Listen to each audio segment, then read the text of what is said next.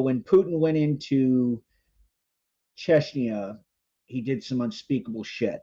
Yeah. The response, of course, was Black Widow bombings in Moscow in 2010. And the reason that that was significant is before that, I mean, Islamic fundamentalist terrorists were disproportionately males between like 15 and 25, 35.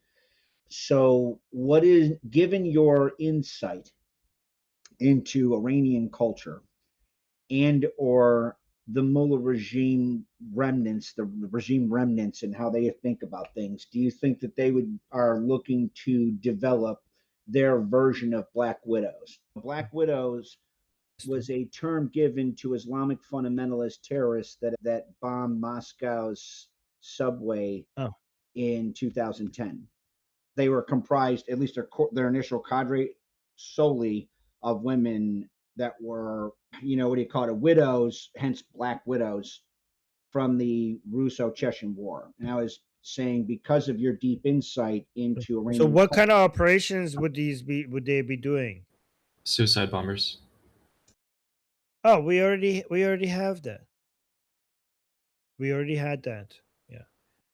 Well, so I mean, you So understand that the concern would be if we're going in to take care of all this other stuff to get that shit out, that's one of the concerns we'd have to have with regards to securing the people doing that. That's why I'm asking, like, what's your thoughts when you look at this? I mean, we don't have that the level of dedication to the regime as we used to have when Khomeini was alive, and it's just like dropping, and the level of dedication is like dropping like a rock. I mean, so it's harder to find people who are ready to do that type of an operation for the regime, especially if you're betraying all of the principles of the regime. Who would die? Like these people, like the most crazy Durka jihadi minded regime supporters. Even if they're willing to give their life for a cause, it wouldn't be for a regime that is shaking hands with the people who killed the supreme leader, right? So the Islamic Republic now has to rely more on people who fight for money rather than people who fight. Like the whole purpose of creating this Islamic, uh, you know, Isna Ashari, Velayat Faqih version of Shia Islam was to create loyal fighters that will fight for nothing and will be so loyal to the regime. But at some point, like those people are so unflexible that if you move into a different direction than the teachings that you have been brainwashing them for the past 47 years, then they're not going to follow you and they will turn into your own worst nightmare. I mean, Saudi Arabia already experienced that with the Wahhabis.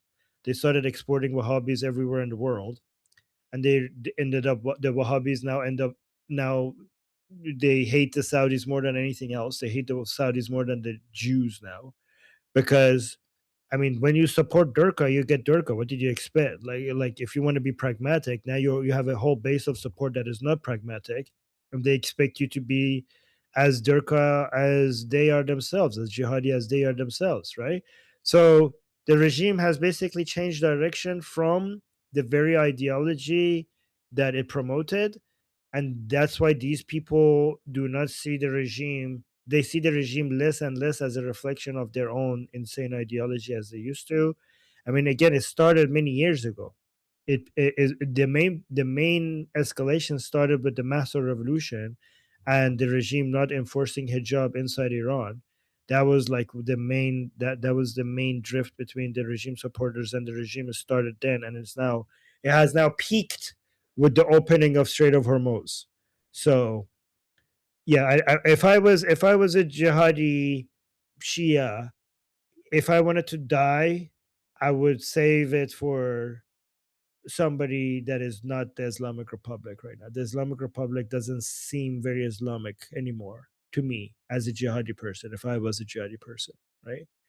It seems like it seems like an institution willing to capitulate, willing to work with the Zionists, willing to work with the imperialists. So it's not. I would die for Islam, but I would not die for the Islamic Republic.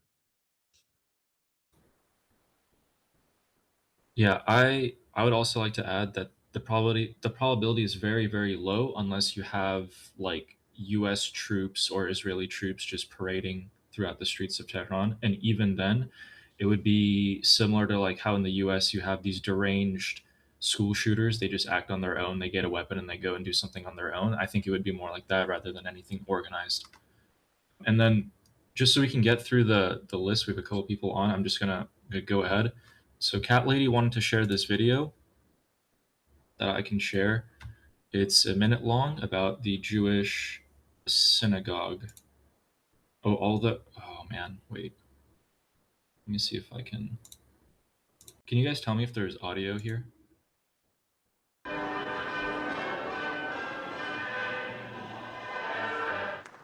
We are Iranian Jewish people. We are a part of this community. We have been living here in the war, 8 years war with Iraq and this war. We have been here alongside with our other brothers here. This is not a conflict between Iran and Jewish people. This is a conflict between Iran and Zionism and American imperialism.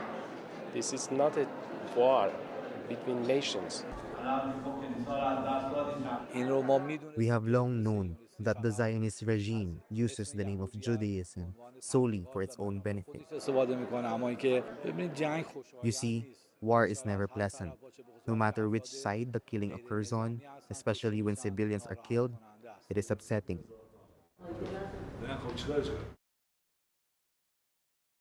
And Cat Lady was saying that this is obviously scripted. She's not supporting this. Yeah, I mean, the Islamic Republic loves its token Jews that it has, the Jewish community that it has in Iran. I mean, they oppress them and they love them at the same time. It loves its Christian community as well. Just a few years ago they executed a pastor for preaching the Bible, but the ones who behave and will repeat the Islamic Republic narrative, they treat them very very well because they're such powerful propaganda tools. So the Islamic Republic loves having a Christian community inside Iran, loves having a Jewish community inside Iran, as long as they're not advertising the religion and as long as they're available for media, interviews and propaganda creation, while the Islamic Republic goes and hunts Jews around the world as a way to convince the regime supporters that they have actually hurt Israelis and they're willing to kill any Jew, even if they're not Israeli, anywhere around the world. They still need the Jews inside Iran as a way to create content for people like Tucker Carlson, like Candace Owens, like Nick Fuentes, like Anna Kasparian, like Cenk Uygur. This is the type of video that you create for them to be like, oh, look, they're lying to you about the Islamic Republic. The Islamic Republic is actually tolerant. They want you to think that the Islamic Republic is this, monster. But look, they have a Jewish community that is anti-Zionist. They have a Christian community that is anti-imperialist, and they treat them very well. So everything you hear about the Islamic Republic is a lie.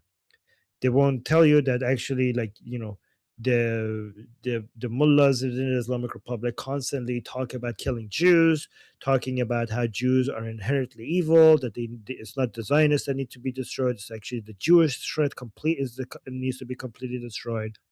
They don't tell you about all the fact that within the IRGC is a unit specifically focusing on finding Jews wherever they can around the world to kill them, to count them as a win. They won't tell you that. They will just say, oh, there's some Jews in Iran that are treated well, so that means that the Islamic Republic is tolerant. All right, just for the sake of time, I wanted to send you this video, which is very valuable.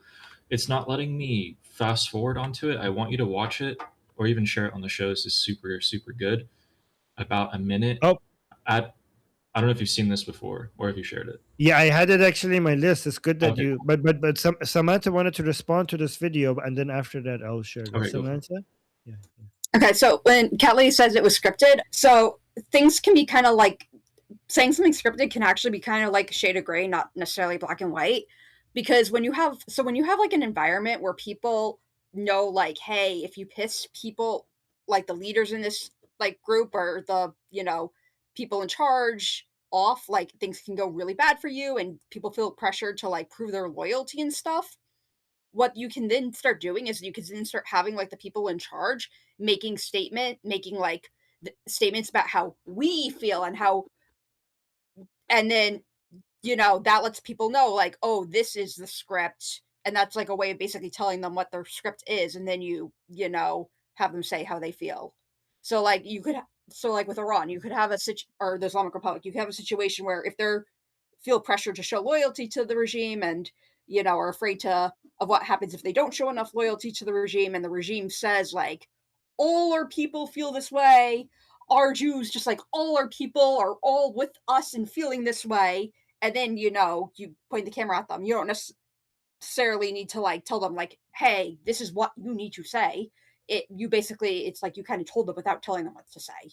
And also, Yeah. can I add that, Armin, when you were talking about like the whole thing with loyalty, how it's like people become too stringent to like their ideology, and then it's like the people you had who were willing to die for your cause become too like focused on the ideology and they're too rigid, and that being a problem. That's why like any like intelligent communist space, what you do is you have a group that is specifically designed to be the group that tears shit up and that like destroys things, so that you can like have them destroy what you need to destroy.